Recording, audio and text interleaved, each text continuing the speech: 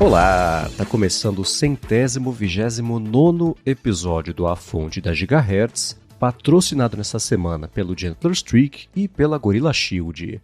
Quem tá falando aqui é o Marcos Mendes, assim como toda semana, o Felipe Espósito também tá por aqui, beleza? Tudo certo, Marcos. E aí, como é que vai? Tudo bem, tô curioso sobre essa sua nova carreira cinematográfica que eu vi as fotos no fim de semana. Você vai aparecer num filme? Pois é, aparecer daí já é meio difícil, né? Mas eu me inscrevi para ser, fui aceito para ser figurante de um filme que está sendo gravado aqui em Londrina, chama-se Assalto à Brasileira. E aí eu estarei, talvez lá no fundinho, assim, em uma das cenas, né? Se aparecer, porque pode acontecer de nem aparecer, né? Torço para que sim. Mas quem sabe daqui a um ano vocês me veem nos cinemas, ou na Netflix, ou na Globoplay, não sei. É daqui a um ano? A previsão é pra lançar daqui a um ano. Talvez, né, saia antes, talvez saia depois. Cinema é uma coisa bem complicada, mas eles estão gravando algumas cenas, gravaram as cenas que precisava aqui em Londrina. Agora eles partiram pra São Paulo pra gravar em estúdio, mas acredito que ainda tem bastante coisa pra fazer antes de lançar o filme. Então, a curto prazo a curto prazo não vai ser lançado, né? E como é que foi? É clichê de gravação, mas todo mundo ali, todo mundo começa a se mexer, agora gravando, não olha pra câmera, como é que é? É bem isso mesmo. Primeiro que eles começaram a gravar aqui na semana passada. Eu lembro que eu estava andando assim na rua e do nada vi aquela movimentação, uns carros antigos. Eu fiquei tipo, ué, o que tá acontecendo aqui, né? E aí, né, perguntando aqui e ali, vi toda aquela estrutura de gravação mesmo, que eu nunca tinha visto algo tão de perto assim. E descobri que eles estavam gravando um filme para cinema, chama-se Assalto à Brasileira, e é um filme que retrata um assalto a um banco que teve aqui em Londrina em 87, se eu não me engano. Foi um assalto bem grande, envolveu vários reféns, policiais, foi uma história que repercutiu bastante no Brasil. E aí eles restauraram a fachada do prédio do banco onde foi o assalto e estavam, né, caracterizando tudo ali para gravar. E dessa vez eu consegui, né, uma pontinha ali de figurante. De novo, não sei se vai dar mesmo para aparecer ali, mas estava ali no meio, né, acompanhando tudo bem de perto. E é muito legal, como eu falei, nunca tinha visto de perto um estúdio de gravação, né, os equipamentos, assim. Já fui em estúdio de TV, mas TV é um ambiente mais controlado, fechado, né, o negócio ali na rua é bem diferente, né, tendo que controlar as pessoas. Mas é super legal, realmente é muito trabalho para cenas muito pequenas. A cena que eu gravei mesmo, eu acho que assim, é uma cena que deve durar uns 30 segundos, que é uma cena onde os reféns estão saindo do banco depois que terminou o assalto, né? Então, Você é um dos reféns? Dos figurantes de reféns, né? Tem reféns principais, né? Mas eu estou ali no fundinho, tipo, sai correndo na multidão ali, né? E aí, tipo, aí vai, aí entra os policiais, aí sai, aí fala, vamos de novo. Acho que a gente gravou umas 4 vezes essa cena, que, de novo, no filme vai ter, se tiver 30 segundos, né, as pessoas correndo ali pra fora do banco, vai ser muito, mas dá todo um trabalhão. Foram mais de 4 horas de gravações só pra fazer essa cena final dos reféns saindo do banco. Mas foi super divertido, né? Ver como que eles passam as instruções, ver as discussões, os equipamentos de filmagem, a galera toda controlando ali as câmeras, as discussões, né? De ver diretor passando pra lá e pra cá. Uma coisa que eu não pude deixar de notar é que todo mundo da equipe tava usando Beats.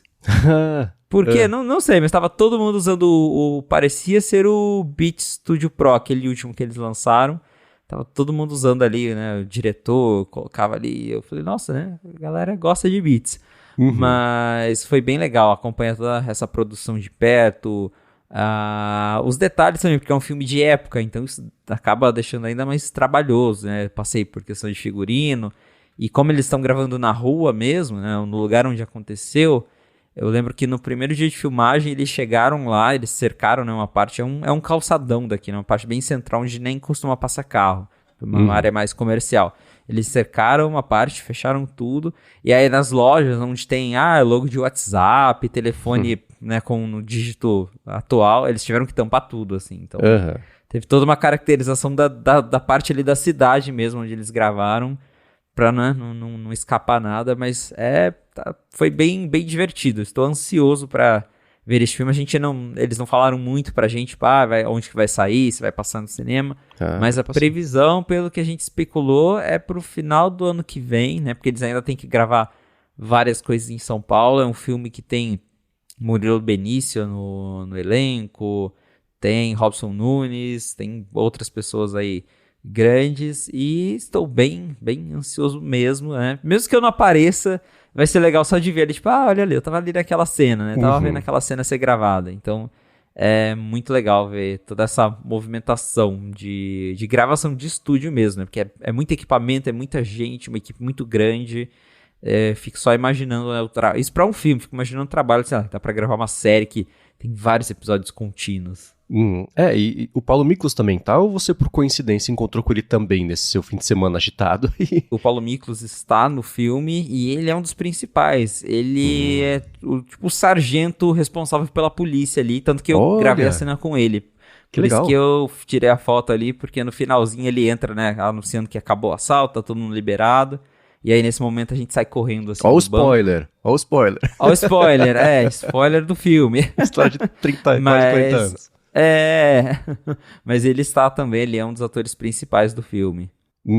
Que legal. E você falou de eles taparem as lojas? A fonte da Apple virou sobre cinema, mas eu tenho essas curiosidades. Vamos comigo, pessoal.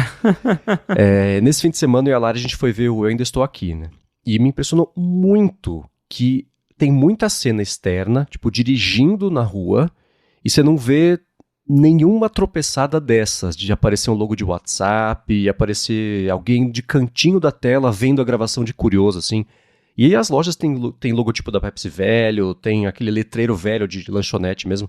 Eles fazem isso lá, ou é um bando de tela verde que eles colocam em pós-produção depois, essas coisas mais antigas? Grande parte eles fazem lá mesmo. Eles trouxeram cartazes da época.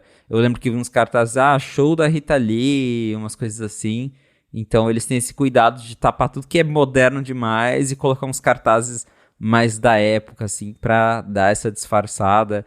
A questão dos carros também, trazem vários carros antigos pra fazer filmagens na rua. Eles daí fecham, né, toda uma área ali pra poder gravar mais controlado, assim, né, do nada aparecer um Cybertruck andando do lado de um carrinho velho.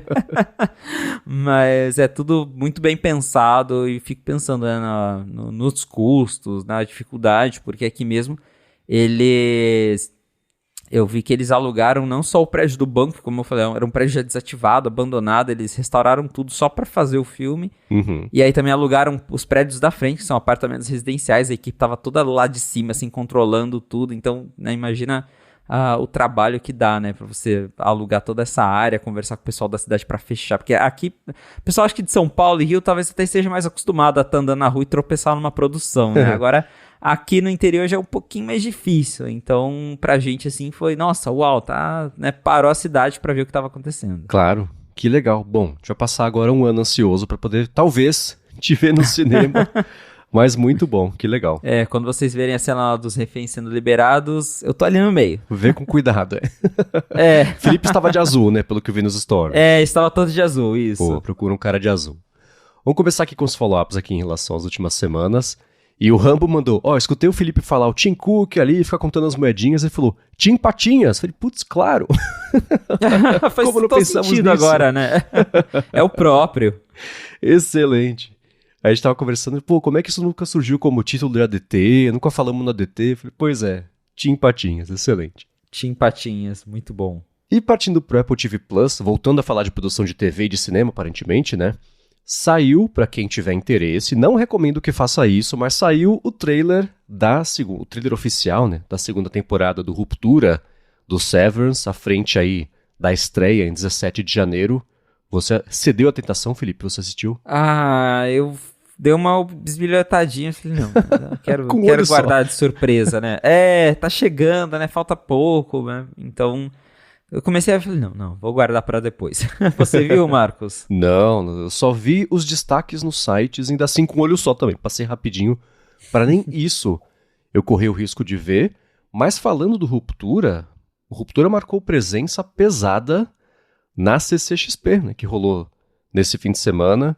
Inclusive, eu vi que o Arthur de Vigir, abraço pra ele do Bom Dia Tech, ele postou no Threads lá no fim de semana que teve bastante coisa, que teve até painel, né? O Barba postou uma foto com a Britt Lowry, que é a Halle também, né? Teve bastante coisa. Tinha um standzinho lá também, é isso que você me mandou a foto? tinha um stand, abraço pro Luiz Fernando que me mandou as fotos, eles montaram, né, um mini estúdio ali, né, com a sala de onde eles trabalham na série.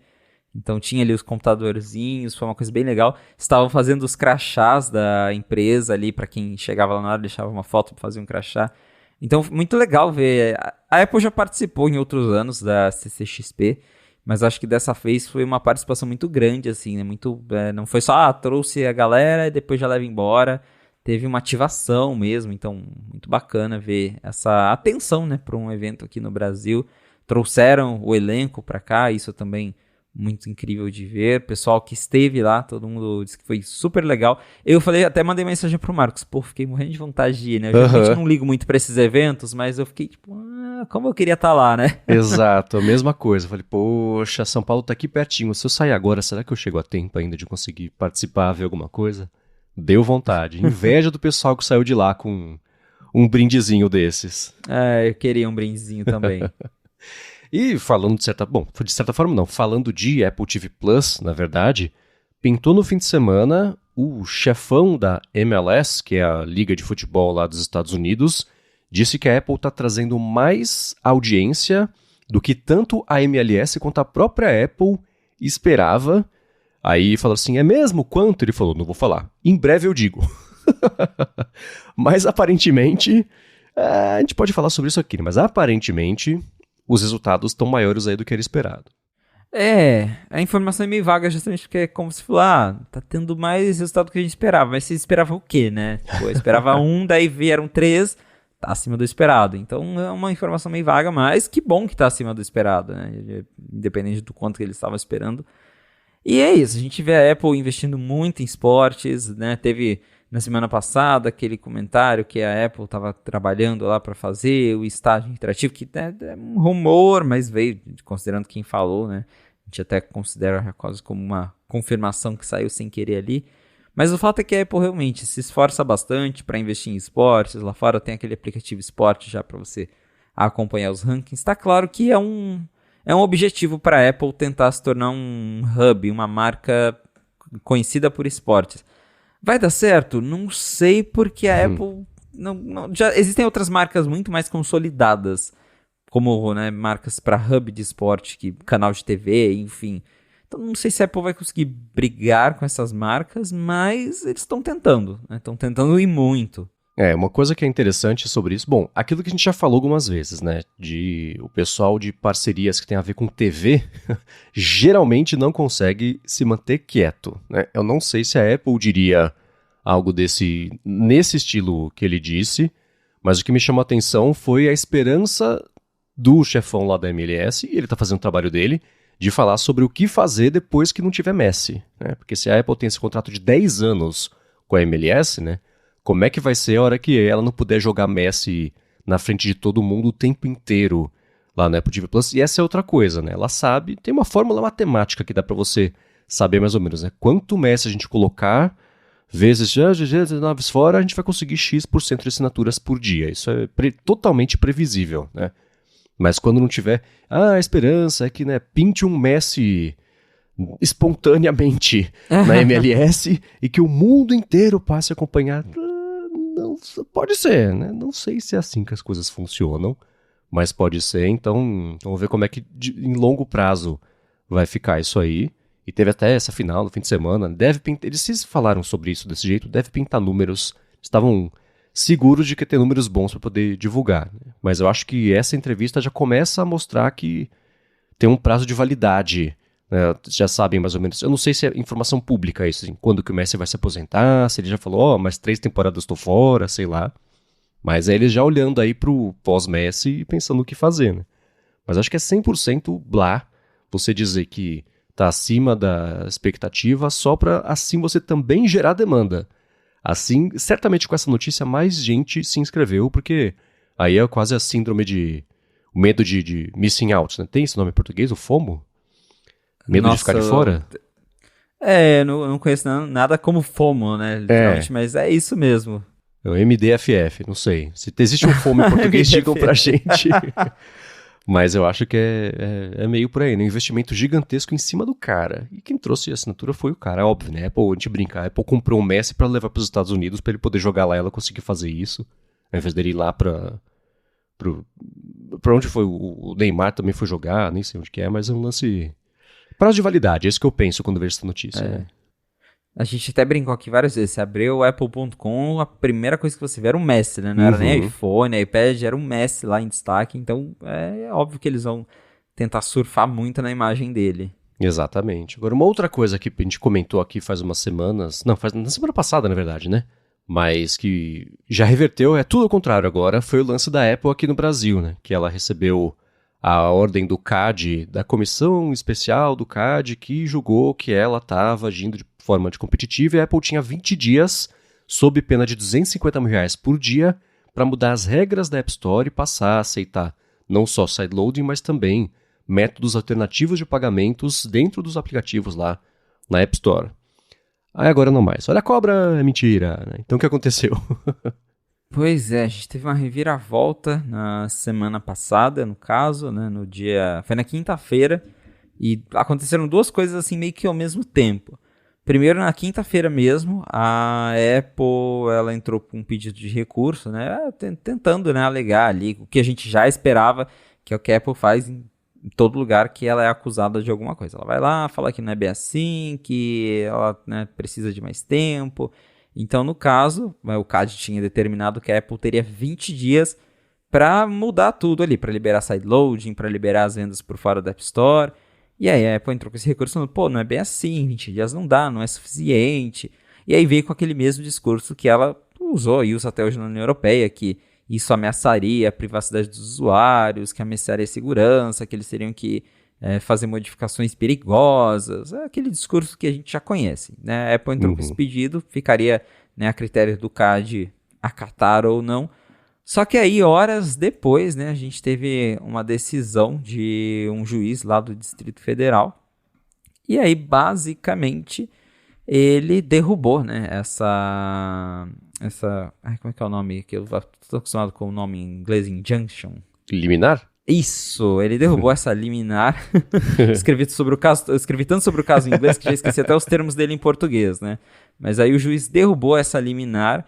Ele disse que considerou ela desproporcional e desnecessária, porque justamente um dos principais argumentos é isso, né? Que o CAD deu 20 dias ali para a Apple implementar esse monte de coisa, estamos em dezembro, né? A Apple falou, pô, mesmo que a gente seja realmente forçada a mudar tudo isso, 20 dias em dezembro não dá, né? Todo mundo de férias, todo mundo já passeando.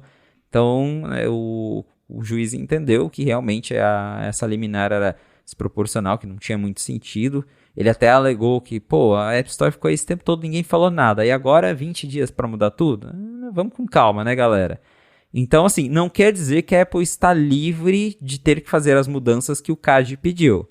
O que o juiz derrubou é que essa obrigação dela ter que fazer isso nos 20 dias, basicamente, né? O CAD continua investigando a Apple por práticas anticompetitivas. Ainda pode ser que lá na frente a Apple realmente seja forçada a trazer, né, sideloading, todas essas mudanças para o Brasil, que inclusive foi algo motivado pelo Mercado Livre. Foi o Mercado Livre que entrou com uma ação lá em 2022, se eu não me engano, porque eles alegam que a Apple tem essa dominância da App Store, que ela tem práticas anticompetitivas, porque quando o Mercado Livre lançou aquela assinatura deles, a Apple queria cobrar comissão, o Mercado Livre obviamente não ficou feliz, foi lá e processou a Apple. Então, isso levou, né, essa abertura dessa investigação do CAD. E, apesar da derrubada da liminar, que determinava, né, que a Apple teria que fazer as mudanças em 20 dias, aquela multa toda, isso caiu, mas a investigação continua, então pode ser que lá para frente a Apple ainda seja obrigada a fazer as mudanças, mas tá até aqui tudo que a gente já previu, né? Eles iam tentar forçar a Apple ia recorrer, ganhar mais tempo, daqui a pouco o CAD consegue alguma coisa, aí a Apple vai lá, recorre de novo, e assim vai até chegar numa determinação final que, de novo, é exatamente o que aconteceu lá na União Europeia. É interessante, o CAD falou, o Valor Econômico falou, né, que já apurou lá que o CAD vai recorrer, tentar reverter isso. Mas tem uma parte da decisão do juiz que eu achei muito interessante, que ele fala assim: a inexistência de concorrentes diretos no ecossistema do iOS, reconhecida pelo próprio CAD, enfraquece o argumento de urgência na implementação das mudanças. Ou seja, já que não há concorrência, não está prejudicando a concorrência, então não tem pressa para mudar. Eu acho um argumento muito interessante isso, porque ele serve para os dois lados, né? Então como não tem concorrente, não precisa de pressa, porque não tem concorrência. Isso é anticompetitivo, mas tudo bem. É muito doido enfim, né? Doido. É interessante, deixa eu colocar esse eufemismo aqui. Essa situação, né? E ele fala que a complexidade técnica, impacto regulatório, e isso vai exigir mesmo exigiria mais tempo, etc. Que essa decisão não passou por um processo legal, né? Falou que não teve análise exauriente, delegação, prova, etc. Então, não é o último capítulo dessa briga, mas essa parte da justificativa do porquê que não tem pressa eu achei muito interessante. E eu fico imaginando a Apple coletando essas vitórias que ela tem em casos assim, para poder argumentar isso em outros países, outras jurisdições, outros processos. Falou, bom, já colou ali, vamos ver se cola aqui também, né? E o contrário também, né? Alguém consegue uma vitória contra a Apple no processo, os outros processos todos ficam de olho e tentam absorver também, pelo menos a lógica do argumento, para tentar vencer a Apple. Então é um xadrez internacional que ela tem que jogar com esses processos todos. Com certeza, os dois lados estão atentos no que está acontecendo no mundo todo. E até o juiz falou, né, ali nos comentários, ele diz que é uma decisão que tem tanto impacto na Apple, né, no sentido de complexidade técnica, que precisa ser feito um estudo mais aprofundado, né, uma investigação mais aprofundada. E ele cita a União Europeia como exemplo. Né, ele até fala que a complexidade técnica das alterações e os impactos regulatórios globais de decisões semelhantes ou em outros países como a União Europeia reforça a necessidade de que tais mudanças sejam discutidas em maior profundidade. Então, né, é bem isso. O juiz olhou ali o caso e falou, pô, não, 20 dias de sacanagem, né? Vamos com calma, vamos investigar direitinho. E para a Apple isso foi ótimo, né? A Apple ganhou mais tempo, mas é bem isso, ela não se livrou do processo, ela ganhou mais tempo. É o juridiquês tem que ver isso aí. Agora, não foi só esse processo que virou notícia nos últimos dias, quero comentar sobre o Reino Unido agora também, que pintou, mas antes eu vou tirar um minuto do episódio para agradecer ao Gentler Streak, que está mais uma vez patrocinando a fonte, e lembrar vocês que além de oferecer... 50%, né?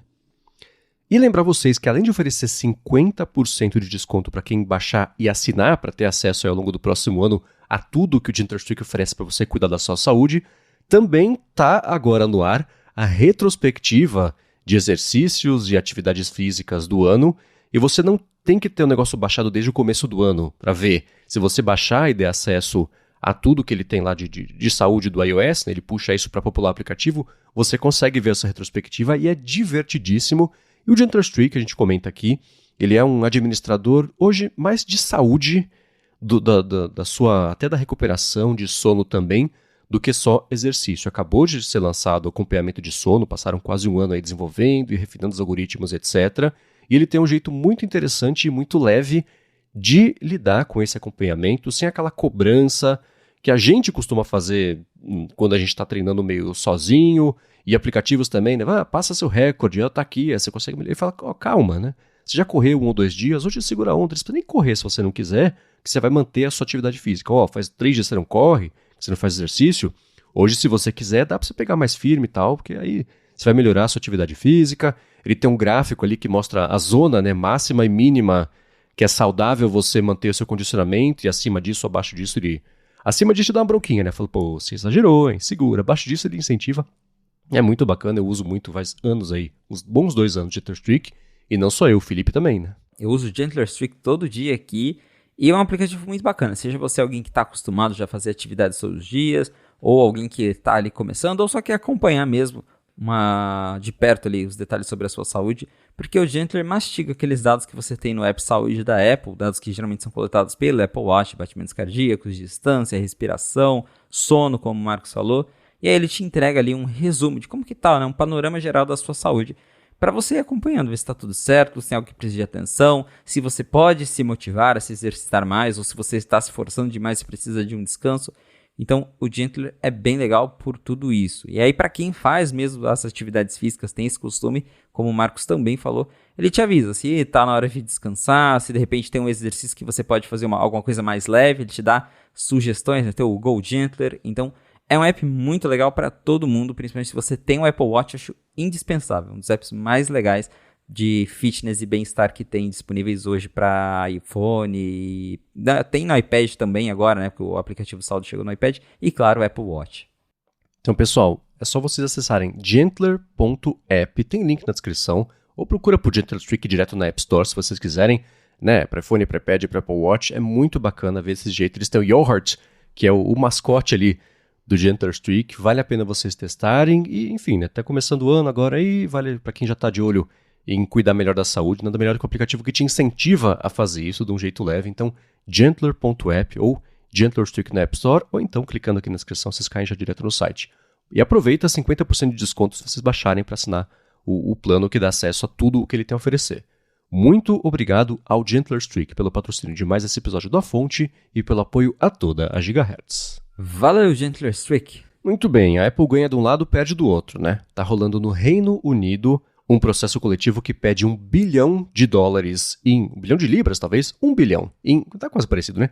Em reparações aí, porque, de acordo com o processo, o pessoal está sendo prejudicado pelo fato da Apple ser a dona de tudo o que toca o ecossistema de desenvolvimento de aplicativos no iOS, o que em alguns países ela consegue falar, é mesmo, eu que fiz, em outros países, não, ela acaba sendo obrigada a flexibilizar isso, a gente viu na Europa o que está acontecendo. No fim das contas, o Mercado Livre está caçando isso no Brasil e no México também, mas no Reino Unido a coisa não está tão mais fácil assim para a Apple do que a gente viu, talvez, em relação aqui ao Brasil, né?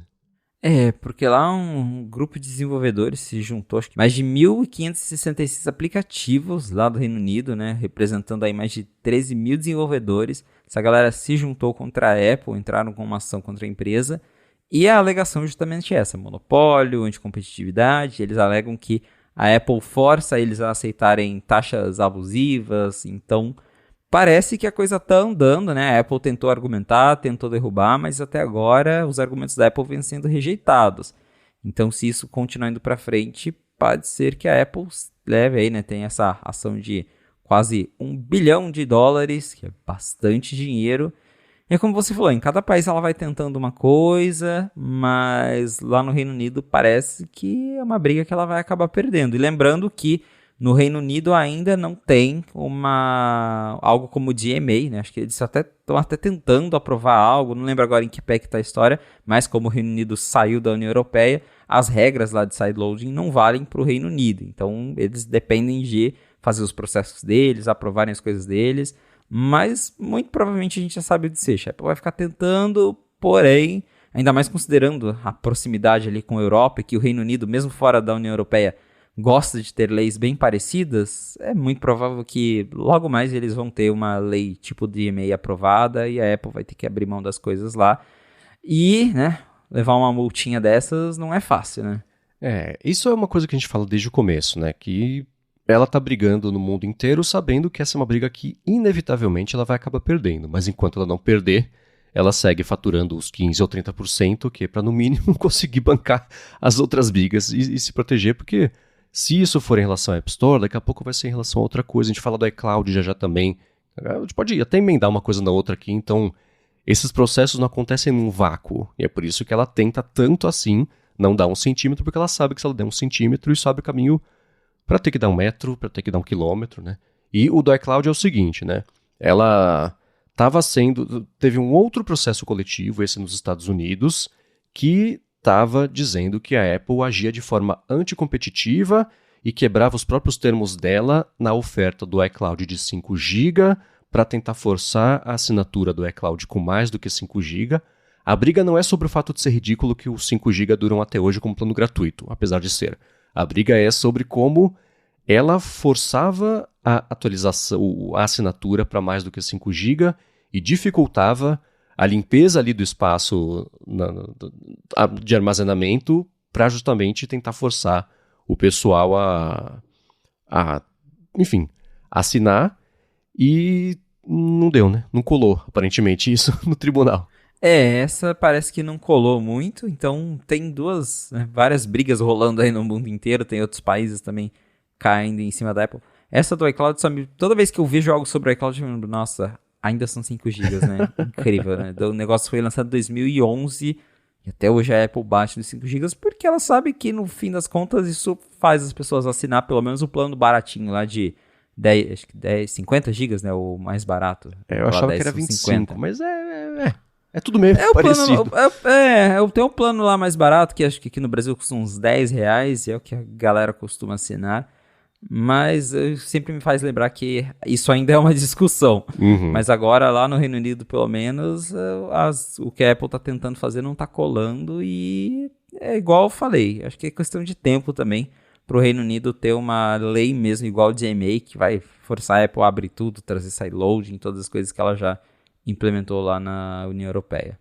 É interessante que, nesse caso, por 3 vezes o juiz falou, escuta, esse argumento não colou por causa disso, disso e disso. Volta, faz de novo, aí você vem aqui. Ele falou, por 3 vezes eu dei essa chance, vocês mexeram, não colou, então não fico com outra escolha senão dizer, não, esse processo não pode seguir em frente. A Apple, claro, falou que agradece, que bom, né, que ela faz do melhor que ela pode com o que ela tem. Enfim, né, desse aí ela conseguiu se livrar. E é aquilo, né? A gente acabou de comentar, mas vale reforçar. Essas vitórias ela usa como base de argumento para ver o que cola com outros processos em outras jurisdições. Então a gente pode ver coisas parecidas pintarem aí em outros processos. Agora um outro, e também é follow-up, as notícias elas evoluem, né? Tudo no fim das contas é um grande follow-up, né? A gente vai falar sobre o modem da Apple, que de acordo com o Mark Gurman, deve chegar mesmo aí no ano que vem, como a gente até vinha comentando de outros rumores aqui, nos iPhones, porém, eles devem mesmo ter um desempenho pior do que os modems de 5G da Qualcomm. É isso mesmo? É isso mesmo, a gente já havia reportado lá no 95Mac há algum tempo que a Apple pretende lançar o primeiro modem dela no ano que vem, então o iPhone SE4 deve ser um dos primeiros, talvez até o primeiro dispositivo da Apple com esse modem. E aí o iPhone 17R, aquele modelo mais fininho, também deve receber esse modem. O Gurman também diz que o iPad Nano, o iPad Boy, deve também receber um modem novo da Apple. Só que, como a gente já vinha especulando, parece que esse modem ele não vai ser tão poderoso, não vai ter a mesma performance que o modem da Qualcomm que a Apple usa atualmente. Até o Gurman cita ali as fontes dele, dá alguns exemplos. Parece, por exemplo, que o modem da Qualcomm hoje ele alcança ali 10 gigabits por segundo de velocidade e nos testes de laboratório da Apple o dele está chegando em 4. 4 gigas ainda é bastante? Mas de 4 para 10 é uma diferença muito grande. E a gente sabe que nos testes vai ter gente fazendo benchmark falando, esse aqui é 10, esse aqui é 4, olha que porcaria, né? Na prática, é o que o Gurman falou, até acredito que seja. Para a grande maioria das pessoas, talvez nem faça diferença, a galera nem vê, ou talvez a operadora nem suporte tudo de velocidade, mas, né, abre brecha para o pessoal falar que não é bom, que não é igual, que preferiu da Qualcomm. Até por isso faz sentido a Apple, sei lá, colocar no iPhone SE, que daí é um iPhone mais baratinho, direcionado para um público que não está procurando as melhores especificações. Então, né, tem ali uma certa lógica na Apple em ter escolhido esses aparelhos bem específicos para colocar o modem primeiro e não, sei lá, no iPhone 17 Pro Max, que daí sim, né, se ele cai de 10 GB para 4, a pessoa já fica, comprei o melhor telefone da Apple e o negócio, né, ficou pior. Então, acho que é um risco que ela não quer correr. O Gurman até fala que a Apple já está trabalhando na segunda geração do modem para a linha seguinte, né, para a linha de 2026, e que aí essa sim deve ter uns avanços mais significativos, mas que esse de 2025 ainda vai ser aquela coisa bem experimental, né? A Apple está trabalhando nesse modem há muito tempo, eles compraram a divisão de modems da Intel lá em 2019, e pelo que a gente vem escutando, eles tentam, não dá certo, o modem esquenta, não é tão rápido quanto o da Qualcomm. Parece que essa questão de ser rápido não resolveram até hoje, né? Tanto que a gente está vendo aí o relatório do Gurman. Mas, pelo menos, dizem, isso até a gente reportou lá no 95Mac de fontes próprias, dizem que esse modem novo da Apple vai ser bem mais eficiente na questão do consumo de energia, que isso eles conseguiram resolver, né? Os problemas do modem esquentando, gastando bateria, parece que esse foi um problema resolvido. A questão da performance, daí, né, já é outra história, e pelo que o Gurman disse, vai ficar para, sei lá, segunda geração, e aí nessa primeira o modem fica exclusivo desses aparelhos mais baratos ou mais nichados, para a Apple correr menos risco também.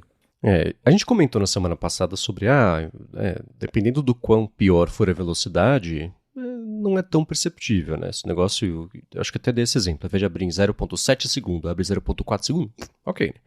De 10 para 4 é uma diferença grande, mas eu fico me perguntando de novo na prática, e até alguém nos comentários falou sobre isso, né? Na prática, o que isso quer dizer, porque se a velocidade básica já está rápida o suficiente para não ser ruim você navegar, se você reduzir a vazão de um hidrante, é diferente se você apertar um pouquinho a torneira, né? Aí você vai perceber, no hidrante nem tanto. Quer dizer, vocês entenderam o que eu estou falando. Então, eu me pergunto onde que fica nesse equilíbrio, e certamente é uma coisa que a Apple também está se perguntando, apesar de se perguntar, não, ela está estudando para poder implementar, apesar de a gente já saber que qualquer diferença para menos, por menor que seja, vira notícia, porque é a Apple, né? Teve, por anos, virou notícia a bateria ter uma capacidade menor de um ano para o outro, mesmo na prática, em autonomia da bateria, isso não ser verdade, porque se o processador consumir menos energia, ela podia deixar uma bateria um pouco menor, e assim ela conseguia encaixar os componentes, deixar o iPhone mais fino, e isso na prática não quer dizer que de um ano para o outro a bateria ficava pior, né? Então, tem esses equilíbrios todos. O número absoluto, ele conta uma parte da história. E o bom de número é que você pode dobrar como você quiser para contar a história que você quiser. Então, nesse equilíbrio, é o que a Apple vai tentar mesmo, imagino, encontrar. Mas é claro que não é bacana ter uma redução de mais de 50% de qualquer coisa, mesmo que com essa redução a entrega seja ainda boa, né? Tinha que estar dando para o outro lado. Mas se ela já planeja fazer uma segunda versão, se já planeja melhorar, ainda mais saindo só em 2 modelos. E é interessante ser no iPhone SE 4 e no iPhone 17, que a gente está chamando de Air, porque já estabelece mais ou menos quanto que ela acha que vai vender de iPhone 17 Air, né? A gente pode olhar para o iPhone SE e falar, nossa, eu não imaginaria que vocês estariam na mesma categoria de qualquer coisa, né? Se estão, deve ter um motivo, né? Ela já sabe mais ou menos como é que vai ser de vendas. Exatamente, né? Dá pra gente estimar até, né, o quanto que a Apple vai fazer de unidades aí desses telefones. E eu estava pesquisando aqui sobre o modem do iPhone SE 3, né? Ele não chega a bater 10 GB de velocidade, mas ele bate 7, o modem da Qualcomm que a Apple usa no SE 3, que é o atual. Então, ainda assim, né, mesmo não sendo 10, de 4 para 7 é uma diferença grandinha. De novo, na prática, pode ser que nem chegue nessa velocidade toda, mas, né, a gente sabe que o pessoal vai falar, o pessoal vai comentar. Então, vamos ver se até o lançamento, que segundo aí os rumores, o iPhone SE pelo menos deve chegar março, abril, geralmente é nessa época do ano, então tem alguns meses, mas duvido que a Apple consiga fazer grandes mudanças, mas vamos ver se até lá eles conseguem fazer alguma melhoria, alguma otimização, que o negócio chegue mais perto desses 7 GB do modem que eles usam no SE atual, mas tudo indica, pelo que o Gurman falou, o foco desse novo modem é mais a eficiência de energia mesmo, e focar em desempenho vai ficar pro ano que vem mesmo, né? Pro próximo ano ainda, né? Ano que vem, 2025, quando vai sair o primeiro modem. A segunda geração só em 2026, que aí sim a Apple deve ter mais tempo para melhorar a coisa. Tá andando, né? Porque eu já tava achando que esse modem até ia ser cancelado, com tanto de reportagem que a gente vê por aí falando que não dava certo, que os engenheiros já não aguentavam mais. Parece que a coisa vai sair, né? Mas daquele jeito. Na verdade, a gente vai voltar a falar de modem já, porque aparentemente, se você fizer um modem, você consegue montar do jeito que você quiser para colocar em outros aparelhos também. A gente vai falar sobre isso, mas antes tem algumas outras coisas que pintaram nas últimas semanas para essa, incluindo aqui o disclaimer, né? Um produto que não foi anunciado, não está atrasado, quando ele vai ser lançado depois do que esperado. Dito isso, o HomePad atrasou? Pois é, o HomePad que nem tem data para ser lançado atrasou, né? Sempre... Nem nome, o nome a gente tá brincando também que é esse. Nem nome, exatamente, a gente não sabe nem o nome dele, mas é aquela ideia que o Gurman já falou, nós no 95 Mac também reportamos, que é uma telinha ali acoplada com um alto-falante, né? Uma mistura de HomePod com iPad, Apple TV, aquele dispositivo que a gente está carinhosamente chamando de HomePad. Parece, segundo me indicou, que a Apple tinha assim planos de lançar esse HomePad na primeira metade do ano que vem, né? Porém, agora ele foi... Não, na verdade, o plano, segundo o Mintico, primeiro, né, era lançar ainda em 2024. Aí, depois, a Apple teve que empurrar o HomePad para 2025. Daí seria para o começo de 2025, que é o que a gente estava especulando até. Escutamos de fontes próprias, reportamos lá que a ideia seria ele lançar também, talvez até junto com o iPhone SE. Só que agora o Mintico já está falando que foi adiado para o final do ano E ele alega que foi adiado por problemas de desenvolvimento de software, que o software ainda não chegou lá. Eu não sei até que ponto dá pra gente confiar no Mintico quando o assunto é software, porque ele é conhecido, né, por estar ali por dentro da cadeia de fornecimentos, peças, aí ele costuma saber bem. Agora, adiado por software, não sei, né? Tudo pode acontecer, e ainda se for software, talvez a coisa seja até mais fácil de resolver, entre aspas, do que um problema de hardware. Então, pode ser que a Apple anuncie em abril para começar a vender lá para junho, julho, depois da WWDC, ou até deixar para a WWDC. Mas, né, pelo menos o Kuo disse aqui que tem mais chances de ficar pro final do ano que vem, porque ainda não está pronto. Então, vamos ver aí, mas tanto nós, o 95 e o Mark Gurman, até então, nós dois estávamos reportando que viria no começo do ano, junto com, possivelmente, com esse iPhone SE. Acho que a Apple deve fazer um eventinho no começo do ano. Mas, né, sempre tem uma chance do negócio não chegar a tempo. E, de novo, a desculpa aqui, dessa vez, é software. Então, eu acho que ainda tem chance de chegar no começo do ano, dado que a gente tem escutado cada vez mais rumores, informações, detalhes. Me parece que tem chance. Mas, né, vamos ver o que acontece. Eu tô curioso para ver se esse device, eu gostaria de ver logo ele, porque a gente tá falando cada vez mais sobre. Até agora, por mais que a gente falou, né, ele vai ter um aspecto quadradinho, não vazou nada muito concreto, né, um CAD ou peças dele. Porém, gostaria muito de ver, para ver se, sei lá, com isso a Apple vai conseguir resolver os problemas dela de HomePod, que a gente sabe que o HomePod é um negócio meio flop, né? O que é uma pena e até meio inexplicável, não sei, porque especialmente sendo um dos poucos produtos da Apple que custam 2 dígitos nos Estados Unidos, tudo bem que o problema é a Siri, esse é o gargalo, né? Mas é interessante que ele tenha sido lançado em pouquíssimos países e está há tanto tempo intocado, né? Saiu o primeiro HomePod, silêncio por anos, saiu o HomePod Mini, silêncio por mais uns anos, aí cancela o HomePodão para poder lançar de novo, silêncio de novo. Ela certamente já tinha no plano lançar esse HomePad, então não valia a pena investir no que ela já sabia que ia ser meio legado, ao mesmo tempo até agora não saiu nenhum nem outro. Então meio de campo meio interessante e curioso.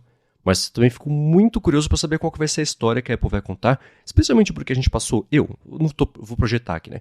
Eu passei anos esperando para ver como é que a Apple ia contar a história do Vision Pro para ser uma coisa diferente, entre aspas, só de um produto caro de realidade imersiva.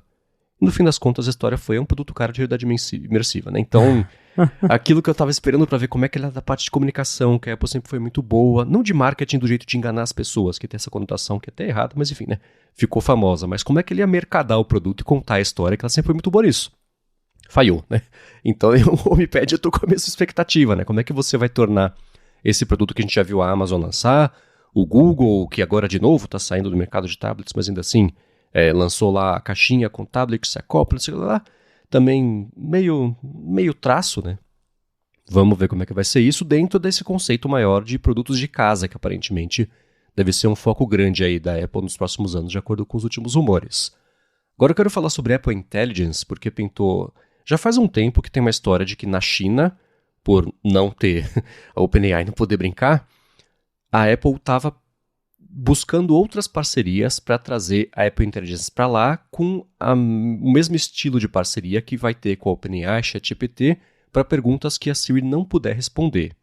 E já faz um tempo tinha uma história de que ia ser o Baidu, o Google chinês, que ia oferecer... O Google é uma comparação, mal comparando, como se fosse o Google de lá, né? Ia oferecer a parceria, uma integração de LLM para a Apple colocar lá na Apple Intelligence e lá ela também poder lançar com a mesma gama de produtos que ela está lançando no resto do mundo. E pintou... Eu não tenho certeza da confirmação. Quem confirma é o Apple ou o Baidu. Mas pintou uma notícia que disse com muita certeza de que é isso mesmo que vai acontecer, né? Isso, essa reportagem veio lá do The Information. Segundo eles, o Baidu confirmou que eles estariam negociando ali com a Apple para trazer Apple Intelligence, né, para ser o provedor de inteligência dos recursos de IA do iOS 18 lá na China, porque lá na China tem uma regulamentação específica que força, né, as empresas, que obriga as empresas que vão trabalhar com modelos de linguagem, com IA, que elas precisam processar esses dados lá na China. Então, né, Apple Intelligence, a gente sabe que o processamento é um device, só que também tem os servidores, né, os cloud computing da Apple, que processam na nuvem. E aí, nesse caso, esse processamento precisa acontecer na China. E até por isso, né, acho que não é nem só pela integração ali, que aqui a gente tem o ChatGPT, mas até para esse processamento em nuvem, a Apple teria que fazer isso na China de alguma forma. E aí, acho que até entendo que seja mais sobre isso, que ela esteja conversando com o Baidu, né, ou com alguém lá da China, porque né, Google também não tem lá, então teve que ser o Baidu. E aí ela está nessa conversa para tentar trazer Apple Intelligence para a China, é um recurso que a gente sabe que a Apple está apostando muito, mas pelo que o The Information falou, a coisa não está indo muito bem, porque o modelo de linguagem que o Baidu tem, né, os LLMs do Baidu, não são lá muito bons. Né? A reportagem, citando fontes, diz que os modelos têm dificuldade de entender os prompts, têm dificuldade de falar, né, respostas precisas. Então, isso estaria ali até, né, colocando mais empecilhos na chegada da Apple Intelligence lá na China. Né? Hoje, por enquanto, a Apple Intelligence, por enquanto, é só nos Estados Unidos. Agora, em dezembro, que está para sair o 18.2, a Apple vai expandir para outros países que falam inglês. E aí, em abril, como a gente sabe, ela vai começar mesmo a expansão internacional. Mas, por enquanto, China está totalmente de fora dos planos. A Apple não anunciou nada, além de... Acho que o Tim Cook falou numa entrevista, não, a gente quer trazer para a China, mas não deu muitos detalhes. Então, a reportagem aí deixa mais claro que realmente parece que a Apple está mesmo conversando com o Baidu para ter esse back-end lá na China para poder, né, ganhar a liberação, a autorização para trazer recurso de IA para eles. Mas, né, considerando que o pessoal está falando que não está bom, acredito eu que a Apple vai esperar para lançar, ao invés de lançar e se queimar, né? Até porque a Apple já se queimou tanto com a Siri, né? e até também com o atraso da Apple Intelligence no resto do mundo, que, pô, lançar um negócio atropelado daí também, melhor não lançar, né? Tá acontecendo uma coisa muito interessante lá na China, que, sei lá, de 3 semanas para cá, o mercado de LLM está sendo inundado por modelos chineses muito bons. Existe, por exemplo, a DeepSeek, que apareceu, existe faz um tempo, mas os modelos passaram a fazer bastante barulho agora. A própria Alibaba, que é tipo uma Amazon da China, tem os modelos, tem um QWQ que saiu recentemente, eles têm um que mandam bem de programação também, para assunto específico e para assunto geral. Tem também uma outra empresa que é a O1 AI, que também tem um modelo, é o Yi Lightning, tem o Yi Lightning, que é um pouco mais leve também, né? E eles todos estão aparecendo no ranking, existe aquele chatbot Arena, que é tipo um benchmark mundial, teste cego, eles colocam respostas de 2 LLMs, o pessoal escolhe qual que prefere, com base nisso cria-se ali um ranking, e esses modelos chineses estão aparecendo com notas maiores do que o ChatGPT com 4O, por exemplo, ganhou quando ele apareceu, né? E do nada eles estão chegando e aparecendo lá em cima.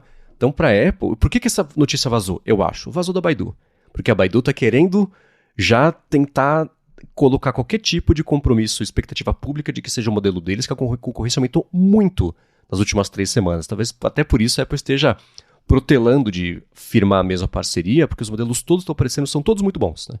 Então está sendo interessante ver o que está acontecendo de lá. Saiu até uma entrevista recentemente com o pessoal da Chatbot Arena, não, o cara da Hugging Face, o CEO da Hugging Face, que é um repositório de modelos de código aberto de IA. Ele falou, estou até preocupado com o tanto de modelo chinês que está aparecendo, porque a realidade do que o modelo chinês fala, às vezes é diferente da realidade do que o Ocidente diz que é verdade, né? Tem até diferenças conceituais do que é verdade em coisas assim, né?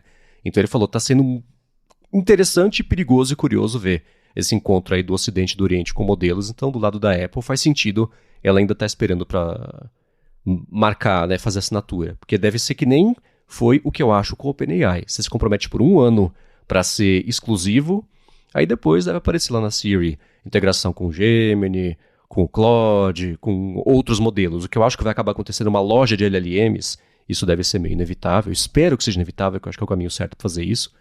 Então, é uma decisão. Quanto mais a Apple demorar para tomar essa decisão, pior vai ser para ela, porque vai embolar mais e mais esse mercado, o que é bom para os chineses, né, no fim das contas. Mas ainda assim é muito interessante ver o que está acontecendo. Com certeza vão aparecer umas opções no futuro. Essa escolha deve ser igual você falou, a principal ali para o primeiro parceiro, que vai ter um tempo de exclusividade, tal qual o ChatGPT hoje, né, com a OpenAI ali. Mas, né, com tantas opções, talvez seja isso. A Apple pode estar tentando ganhar tempo para negociar com as outras, né? Pode ser que ela tá conversando com o Baidu e com mais 3, 4, porque eu lembro que antes da WWDC, a gente já escutava que a Apple estava conversando com a OpenAI, com o Google, que ela já procurava outras parceiras ali, acabou escolhendo a OpenAI, mas, eventualmente, isso confirmado pela própria Apple, terão outras opções disponíveis no iOS, eles não disseram quanto, mas já falaram que vai ter. Então, realmente mais uma questão de tempo mesmo e de escolher quem vai ser o primeiro parceiro para trazer IA para a China, que, de novo, até o Gurman já falou isso em alguma das colunas, a Apple quer muito acelerar a Apple Intelligence na China, porque para eles é um recurso-chave, algo que vai incentivar a venda de iPhone. Lá na China, o iPhone está dando umas escorregadas, a competição está acirrada, então é de interesse da Apple ter, né, o máximo de funções possíveis disponíveis por lá. É interessante sobre isso que recentemente o Tim Cook deu uma entrevista falando para ele, e aí, a Apple começou atrasada com o IA? Ele, não, a gente está de olho em IA desde sempre, dependendo de qual executivo você pergunta, a resposta é diferente. O Tim Cook está fazendo lá trabalho de relações públicas, não, a gente fala de machine learning desde que eu sou criança, né? Aí perguntaram para algum outro executivo da Apple, não lembro quem foi recentemente, ele falou, não, a gente atrasou mesmo, a gente comeu bola, mas estamos correndo atrás, estamos entregando produto competitivo. Então, eles precisam conversar melhor ali qual que é a mensagem que eles passam para o mercado.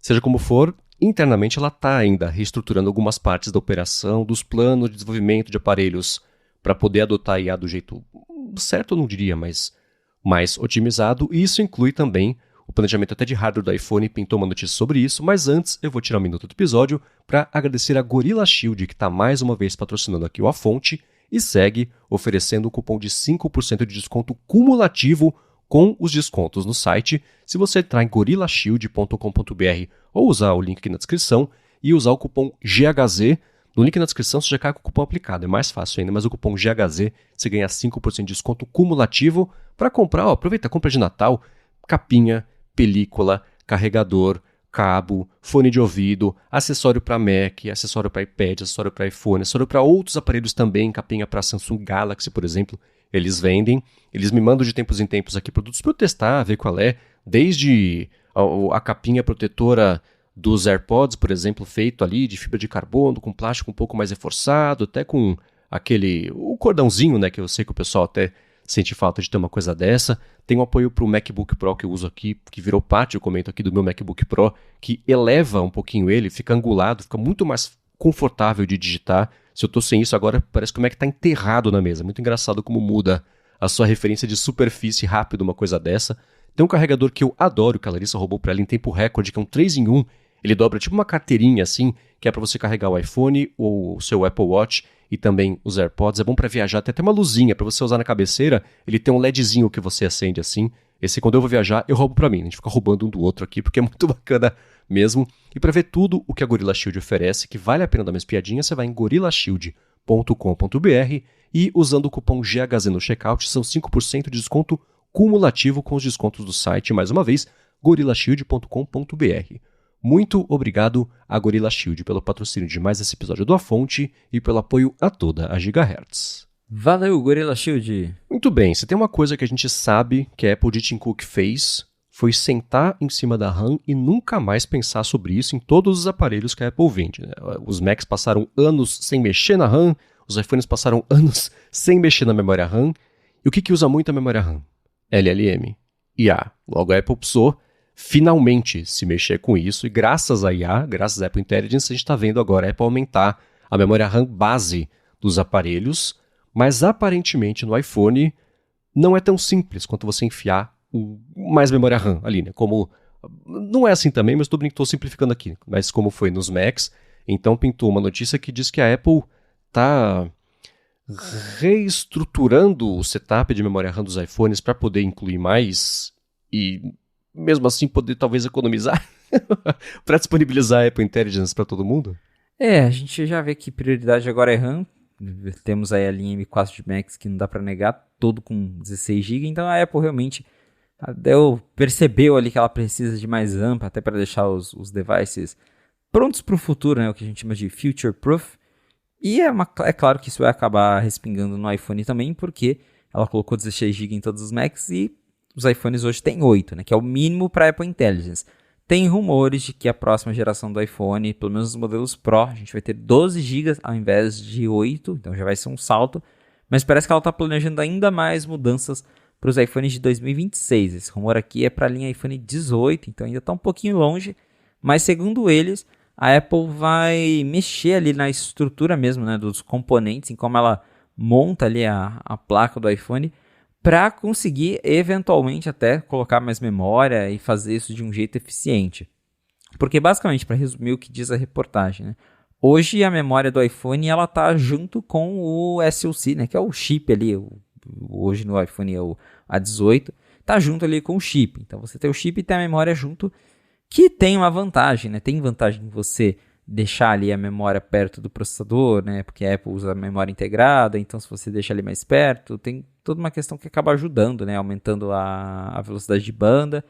Só que pelo que a reportagem explica, tem técnicas que mesmo você colocando a memória RAM separada, você consegue ter benefícios ainda maiores. Então, por esse processo aqui, né? Segundo a reportagem, eles explicam que você tira a memória RAM de cima ali do chip, coloca ela em uma outra área, e você consegue ter vantagens como, por exemplo, fazer uma memória RAM ainda maior, porque como a memória RAM já está no chip, ela fica limitada ao tamanho do chip. Então, se você quiser aumentar muito a memória RAM, você necessariamente precisa estar limitado ali ao tamanho do chip, e isso pode acabar esbarrando em algumas coisas. Então, tirar a memória RAM do chip e colocar ela separada em outro lugar pode ser mais benéfico para realmente aumentar mesmo o número da memória, né? Colocar mais memória RAM no iPhone, e também por questão de energia, de questão de aquecimento. Eles até falam que o processamento de IA é algo que faz o aparelho esquentar muito, isso é verdade, para quem já brinca aí com Apple Intelligence, com Genmoji, principalmente no beta, percebe que o iPhone esquenta bastante quando você começa a brincar com esses recursos. E aí você já está ali, né? A RAM junto com a CPU, GPU, tudo junto, né? O negócio pega fogo. Então, a ideia é realmente de pegar essa RAM, colocá-la em outro canto para dissipar melhor o calor, para ter um resfriamento melhor. Então, parece que a Apple já pensando que RAM agora é um negócio que vai ser super utilizado, que né, o foco agora é Apple Intelligence, ela já vai fazer essa reestruturação do iPhone para separar a RAM do chip e, né, claro, permitir não só essa parte de térmica, para que o iPhone não esquente tanto, mas também que ela consiga aumentar mais a RAM sem depender tanto ali do espacinho onde fica o chip do iPhone. Vai ser interessante no longo prazo, porque eu faço parte do time de quem acha que ela está atrasada nisso, tá? Mas no longo prazo, ver como é que ela resolve e otimiza o problema de você oferecer uma IA competitiva com restrição de hardware. Porque eu acho que aqui ela está numa situação muito única de estar de novo com o controle de todas as pontas, né? Ela desenvolve o software, desenvolve o hardware, desenvolve o firmware, desenvolve o negócio inteiro, né? E ela pode planejar uma coisa para complementar a outra, que é ao contrário, por exemplo, de uma OpenAI, que desenvolve para ela. Ela tem os servidores na Azure, ela, claro, tem um pouco de autonomia sobre o que acontece ali, mas ainda assim não tanta. Você vê a Amazon agora começando a desenvolver o modelo dela para rodar no hardware dela, uma coisa bem incipiente. A gente tinha visto a Apple, por exemplo, fazer estudos bem interessantes sobre como você carrega e descarrega um pedaço só de um modelo gigantesco na memória RAM para você usar dependendo do contexto do que a pessoa perguntou e depois devolver esse modelo para a memória, porque ele não cabe inteiro na memória RAM. Então, esses experimentos, aos pouquinhos que a Apple está fazendo, junto com esse tipo de otimização, de você dividir o que está lá no hardware, é isso que eu acho que lá na frente, daqui a alguns anos, 5, não sei, vai fazer uma diferença interessante, assim como sempre foi a vantagem do iOS rodar no iPhone versus o Android, que só agora está dominando melhor toda a parte de fragmentação, que sempre foi um problema, ainda é um pouquinho, mas ainda assim, agora está conseguindo oferecer, por exemplo, suporte, nem que seja de segurança, por acho que 7 anos que a Samsung está prometendo, né? Então você controlar todas as pontas é anticompetitivo? É, mas tem as suas vantagens. É uma vantagem anticompetitiva? Talvez, não sei, mas ainda assim beneficia os usuários de uma forma ou de outra. Então vai ser bem interessante ver quais soluções que ela inventa, porque só ela está nessa situação de, nesse momento, tá? Oferecer um hardware em larga escala e poder desenvolver um modelo dela para rodar nesse hardware. Ela faz o modelo como ela quiser, de acordo com o que o hardware determinar. Ela faz o hardware como ela quiser, de acordo com o que o modelo determinar. Então vai ser interessante ver ela correr com isso nos próximos anos, né? Quem sabe isso ajuda, de uma certa forma, esse atraso dela a evoluir a IA de um outro jeito, né? Isso é bacana. Lá na frente pode ser que... É igual a gente brinca, né, dos atrasos da Apple Inteligência em si. Daqui uns anos, se tudo isso funcionar bonitinho, talvez as pessoas nem lembrem que no começo foi meio conturbado, que atrasou, que não funcionava direito. Então, a longo prazo, realmente, pode ser que todas essas decisões sejam muito benéficas para a Apple e façam a diferença versus outros concorrentes. Uhum. E agora eu quero voltar a falar sobre... Na verdade, antes de falar sobre modem e o Vision Pro, que pintou uma notícia sobre isso, o Mark Gurman, no último fim de semana, ele falou sobre como a Apple vem conversando com a Sony para incorporar no Apple Vision Pro um suporte oficial àqueles controles do PlayStation VR, que são... É uma argola com cabo, não sei como definir isso, é difícil pintar o quadro mental disso, mas eu tenho que ir na descrição, né? Que são controles diferentes ali, feitos para o mundo imersivo, para você jogar os games versus o controle mais tradicional, que a gente está acostumado a ver de PlayStation mesmo, e que a Apple vinha até trabalhando numa outra iniciativa de varinha mágica, que seria basicamente para você controlar, ter um input mais do que das mãos ali, né? E a Apple está conversando com a Sony para pelo menos a parte de controle ter esse suporte, o que tudo sobre isso é interessante, especialmente do ponto de vista de pensando ficou feio, mas vocês entenderam, né? Em uma evolução que ele tenha menos hardware para lidar com movimentos na minúcia da mão, que fica mais barato, né? Bem interessante. E também mostra que a Apple meio que está reconhecendo que as coisas não são bem assim, porque o discurso inicial do Vision Pro é não precisa de controle, é mágica, é revolucionário, é tudo com as mãos, mas não tem jeito, tem coisa que precisa, tipo jogos, né, que é o ponto da matéria do Gurman. Você pega lá os headsets da Meta, eles têm controlinho e você consegue jogar com eles. No Vision Pro é mais X que não tem controle. A Apple até fala, você consegue pegar o controle do PlayStation, do Xbox e ligar, mas é um controle padrão, não é um controle feito para VR com movimento.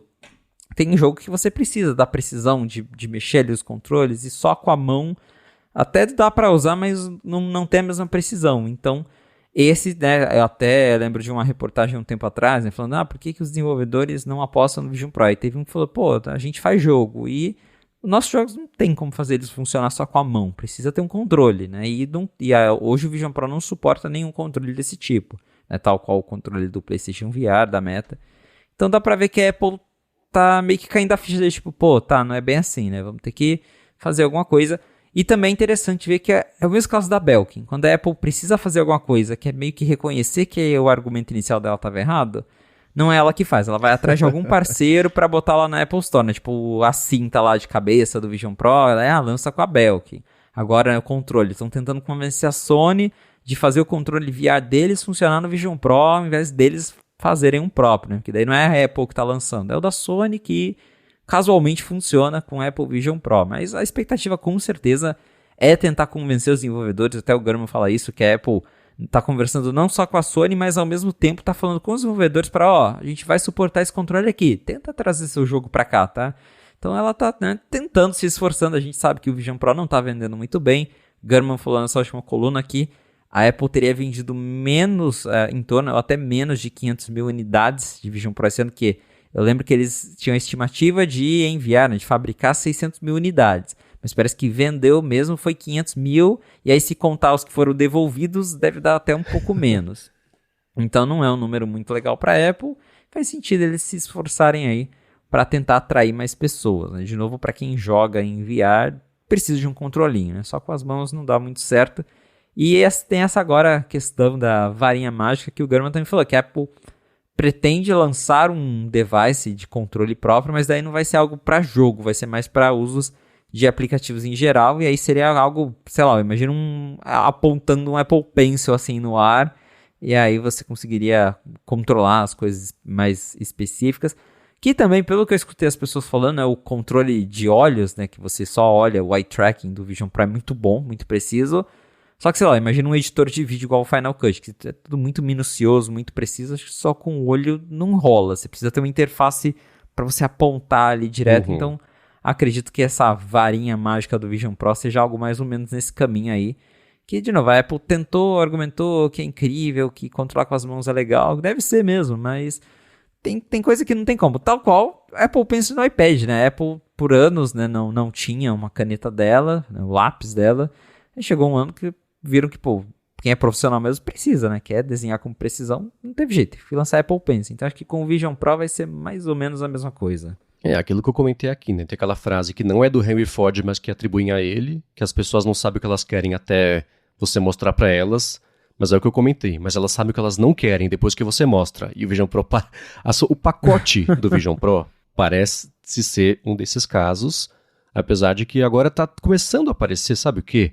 A Apple corrigir um pouco o discurso, eu acho que de certa forma até já começar a ela própria vazar informações de que tem outra coisa chegando aí.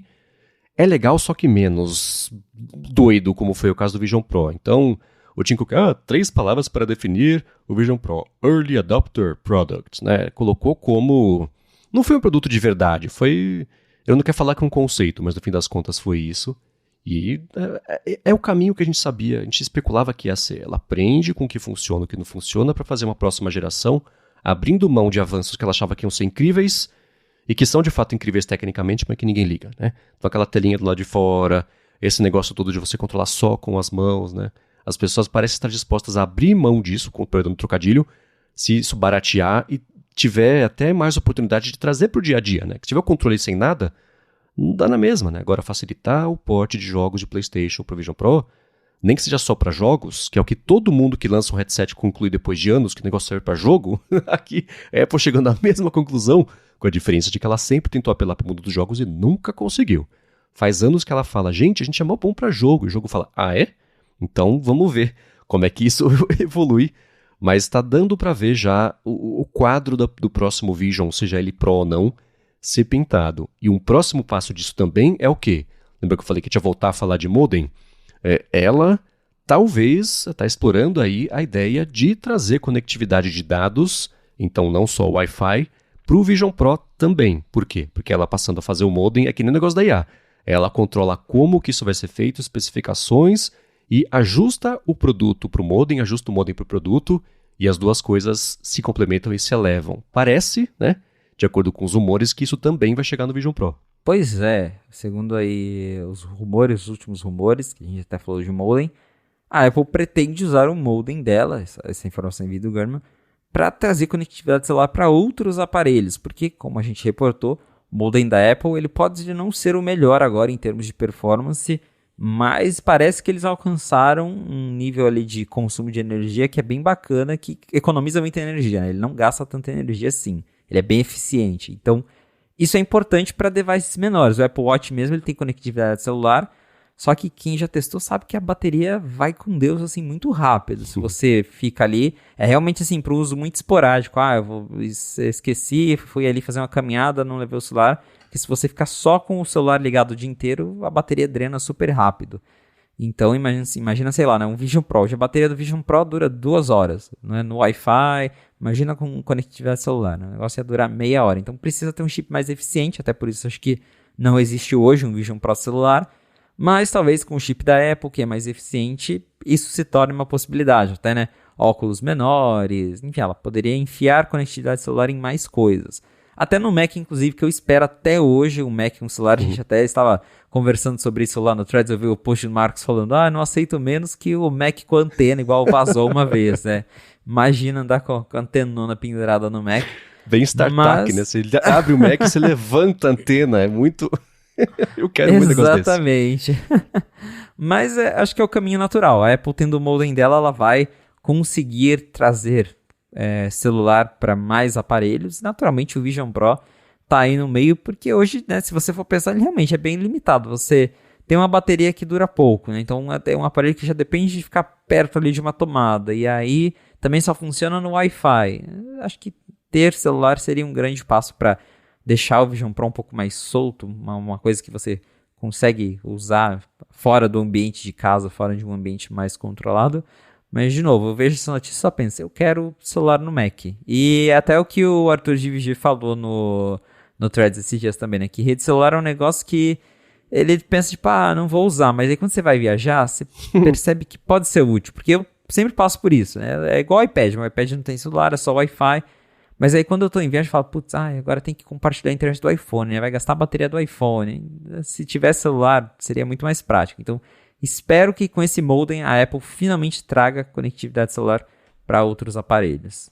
E falando nisso falando sobre o Mac especificamente agora, a gente comentando isso, todo mundo publicamente ali conversando no Threads, né, a Larissa Mota falou uma coisa que eu falei, ela questionou como é que você acha que seria isso dos dados no Mac? Um plano separado? Aí eu falei o que eu achava, igual o Apple Watch, né? Um plano complementar da sua linha oficial. A gente já viu, tem a coisa assim no mercado já que a gente possa olhar e falar, pode ser meio por aí. Como é que você acha que vai ser na prática? Você conseguir usar dados no Mac? Eu não sei se eles compartilhariam o número do iPhone com o Mac, até porque no iPad hoje é bem independente, né? O iPad tem eSIM, você consegue colocar, se você comprar o iPad com o celular, só que é um plano totalmente independente. Antigamente, eu acho que hoje, eu não sei se ainda existe, mas antigamente tinha aqueles planos para tablet, né? Planos para modem de casa, aí você assinava um plano que não tinha telefone, era só dados, e aí você usava esse plano ali, né, no seu iPad. Então pode ser que talvez seja algo mais independente, você configura um plano específico para o Mac, mas eu gostaria também que tivesse essa opção de compartilhar o que já tem no iPhone, né? Você só manda o seu eSIM ali.